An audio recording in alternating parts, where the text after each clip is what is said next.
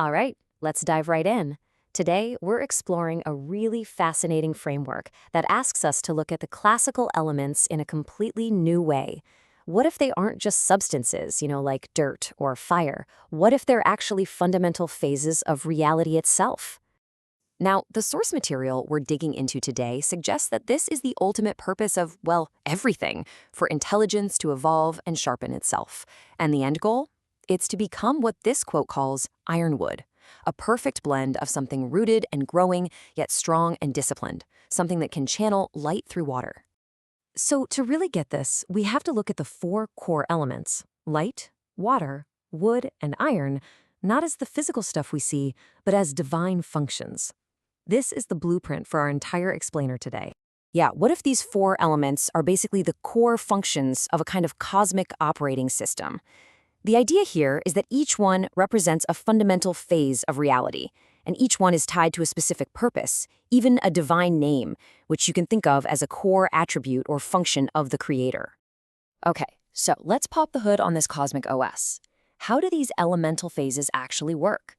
This is what the framework calls the code of creation. All right, there's a key term you really need to get: caustic manifestations. Think about what happens when you use a magnifying glass to focus sunlight into a single intense point. That point is a caustic. In this system, the elements are like those focal points. They are where divine attributes get super concentrated and burst into reality. This table really lays it all out, so let's walk through it. First up, you've got light, connected to Al-Nur, or the light. This is the initial command, the timeless truth, the be. Then there's water, linked to Al-Rahman, the all-merciful. Water is the field that carries that truth through time, allowing life to happen. Then you have wood, tied to Al-Rahim, also a name related to mercy. Wood is the living interface, the bridge. And finally, iron, linked to Al-Kahawi, the strong, which is the final, stabilized, perfected form. And this is absolutely crucial when we talk about light. It's not just photons or a beam you can see. It's the very possibility of seeing anything at all. It's the absolute command, that be, that makes everything else even possible.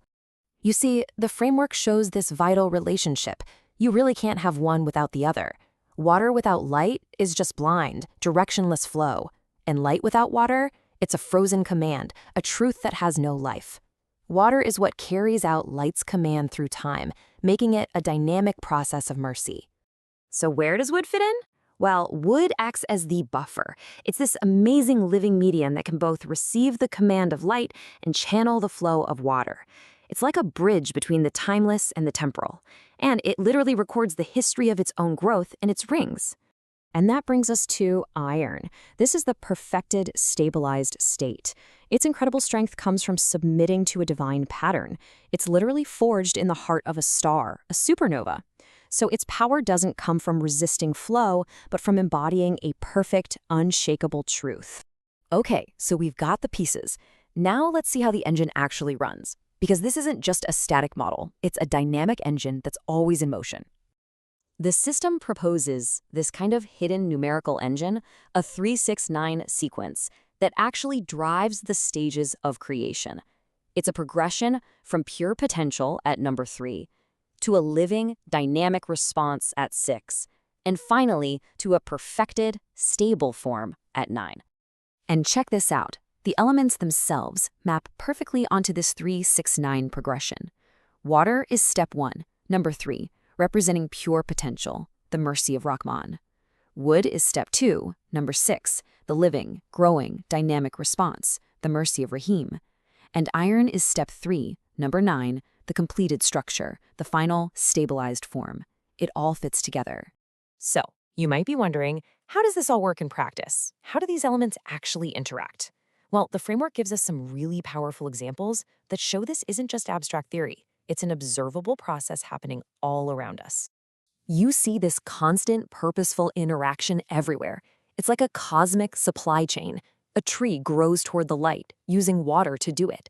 A blacksmith uses the heat from burning wood to purify raw iron ore, hammering a pattern into it. Each element plays a role in refining the next, moving from potential to perfection. Okay, so if this is the cosmic operating system, has anyone ever actually become a master user? Well, the source material points to one figure in particular, the prophet Solomon, who seems to have understood and demonstrated command over this entire system. He didn't just command things randomly. He worked through these mediated elements. He used iron for structure, wood for building, and had command over water. And through light, he understood the very language of creation. The sources make a key point. He didn't command fire directly. That was Pharaoh's mistake. Solomon showed true mastery by working with the blueprint. At all of this, the whole system really comes to a head in one incredible story, the test of the Queen of Sheba, or Bilqis, and her transformed throne. This is where it all gets put to the test, a test of perception. And this is the real kicker, right? She was tested on whether she could recognize the true pattern behind the form. Was she just attached to the physical wood of her old reality, her old throne? Or could she see the divine truth being manifested in a totally new, transparent, and stabilized way? So, what's the big takeaway from all this? Well, the entire framework really synthesizes into this powerful final concept, a concept about our own purpose within this whole system. It all boils down to this. The ultimate goal within this system is for a person to embody the qualities of both wood and iron, to integrate the living and the stabilized, the flexible and the strong, to become iron wood. In other words, the goal is to be a living, growing being that is also strong, just, and able to channel that divine mercy and truth into the world. It's about becoming a perfect conduit within this incredible cosmic system. You know, this framework presents a universe that isn't just random chaos. It's actively working towards a purpose, the differentiation of intelligence. And that leaves us with one massive question to chew on. What is our role in that grand design? What is the ultimate output of it all?